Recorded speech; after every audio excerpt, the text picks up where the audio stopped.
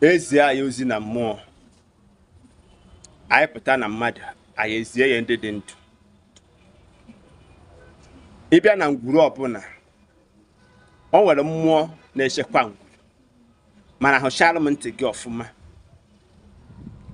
Ọ bụrụ na nna gị maọbụ nna nna unu ebughị arụsị, nwanne m eje na-ebute arụsị edobe be gị.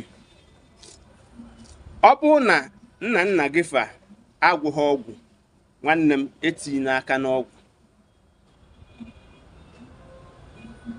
Ngwuru ọbụla nwere ife a na-asọ. Ọ bụrụ na ngwuru gị anaghị anabata ịka ọgwụ n'ahụ, nwanne m eje na-aka ya ọgwụ n'ahụ, maka anaghị ama ama.